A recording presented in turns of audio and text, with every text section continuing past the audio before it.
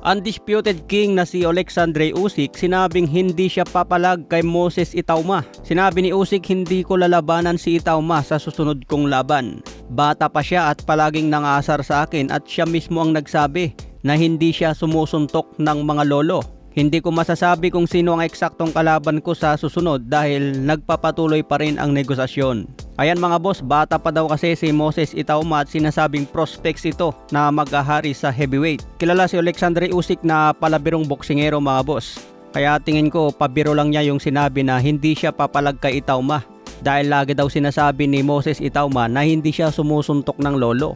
May edad pa lang kasi na 20 itong si Moses Itauma. May kartadang 13 wins, 11 KOs, wala pang talo. Samantala si Alexandre Usyk, edad 38 na, may kartadang 24 wins, 15 KOs, wala pang talo. Si Usyk ang tunay na hari sa heavyweight dahil binasag lahat ng malulupit.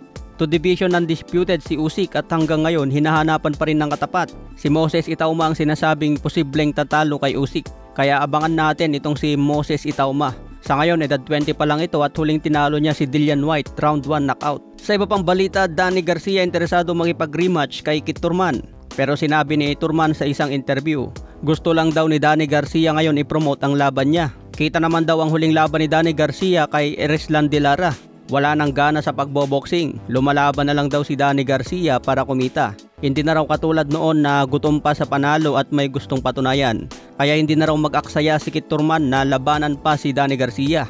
Dahil ang target niya ngayon ay maging champion sa 154 pounds. Nakapokus daw ngayon si Thurman kontra Sebastian Fundora at ibang champion sa 154. May laban si Danny Garcia bukas araw ng Linggo, October 19. Pwede nang tumaya sa kalaban ni Danny Garcia ngayon dahil malaki ang panalo. Kapag nagbigay ng upset ang isang dehado, talagang malaki ang panalo. Sa iba pang balita, Janrel Casimero, yamado pa rin sa latest odds. Kung tayaan si Casimero ng 1,000 pesos, mananalo ka ng 1,500. Kaya maganda tumaya kay Casimero kung sa knockout, pwedeng tayaan ng round 1 hanggang round 3 para malaki ang odds.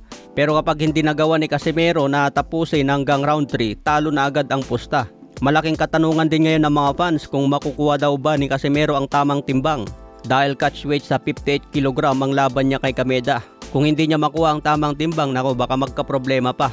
Lalo na sinasabi ni Kameda na overweight pa si Casimero base sa nakikita niyang katawan. Lagi pa raw nakasuot ng sauna jacket si Casimero habang nagja-jogging. Senyales ito na kailangan pa ni Casimero magpababa ng timbang. Meron pang 5 araw si Casimero mula ngayon para makuha ang tamang timbang na 58 kg. Kaya pwede pa yan mahabol mga boss hanggang final weigh-in. Okay mga boss, hanggang sa muli nating updates.